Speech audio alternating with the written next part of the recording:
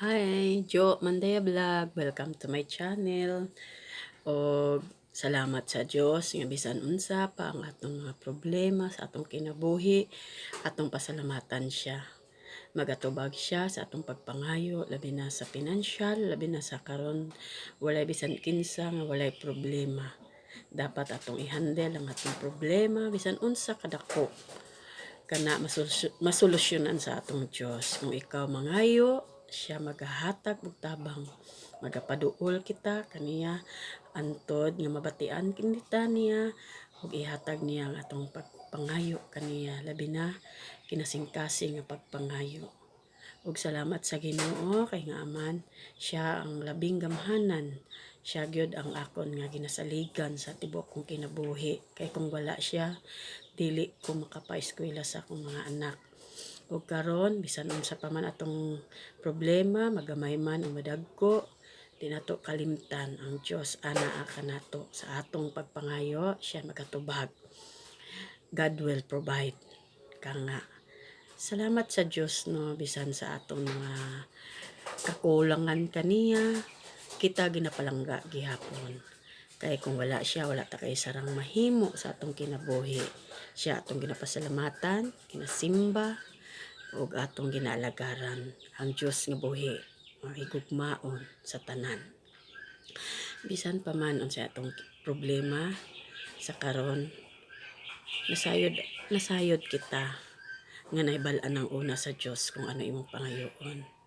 Ato lang nang ibungat o pangayoon kaniya labi na sa akon karon dako gid nga pinansyal ang akong kinahanglanon pero wala ko nawad-ag paglaom. Siya ang magatubag sa akong kinahanglanon.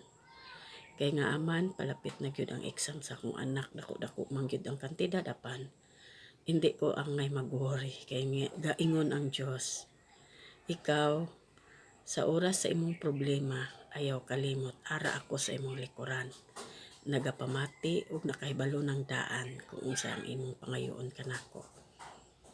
Mangayo kita sa Dios kinasingkasing ug mangayo kita atong pasalamatan sa gamay mga butang ug sa dako ang mga butang nga iyang gihatag kanato. Atong i-appreciate ang atong Dios nga gamhanan.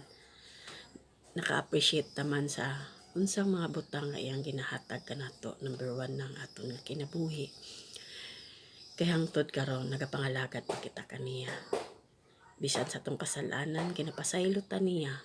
Maayo ang Dios kay kita ginaatabangan ug nasayod ako igsoon ko amo man ang imong buhaton sa oras sa imong kagipitan ang Dios ara kanimo. I-bless ka, daygon ta siya, awitan ta siya. Pupurihin natin siya. Kay siya ang atong Dios nga gamhanan. Dako ang ikabulig niya kanato. Maayo ang Dios sa atong kinabuhi. Kay nganuman, kay kung di maayo ang Dios sa aton, asa kita karon, siguro wala na. Pero samtang buhi pa kita, atong pasalamatan ang atong Dios. Daygon ta, simbahon ta sa tibok kinabuhi. Ginapasaylotan niya sa atong mga kasalanan. Wala kita atong obligahon kundi atong ihatag, i-offer nato ang atong kaugalingon kaniya. Maayo ang Diyos. Hallelujah. Kaya nga naman, kung wala ang Diyos sa atong kinabuhi, wala kita'y mahimo. Ang Diyos nga atong gialagaran, hindi buta, hindi bungol, kundi nakabati. Ug taas ang iyang kamot aron mag-aalalay kanato. Ug salamat sa Dios sa iyang paghigugma kanato. Nga kita ginapalangga pag-ayon niya. Nga wala kita nalimot bisan sa usa.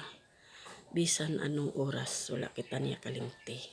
Apan kita nga tao atong gikanalimtan ang atong Dios. Nga mao'y nagahatag sa atong kinabuhi. Bisan unsa pa kita makasasala man kita, atong ihatag sa Dios ang atong pinaka-the best. Kumbaga magaregalo ka sa imuhang hinigugma ang pinaka-nami cute nga regalo aron ma-appreciate. Amo ra pud na ang atong himuon sa atong Dios. Aron ma-appreciate ta sa atong Dios, maghimo kita kung unsa ang pinakanami para kaniya, kundi alagaran ta siya, simbahon, pasalamatan, daygon ta ang iyang ngalan. Kaya ang iyang ngalan ang pinaka the best kanatong tanan. Ang iyang ngalan sa iyang pagkaginoo, siya ang perpektong Diyos nagahatag sa atong kinabuhi. Ug salamat sa atong kaigsuonan nga nagapamati karon og na bless man ako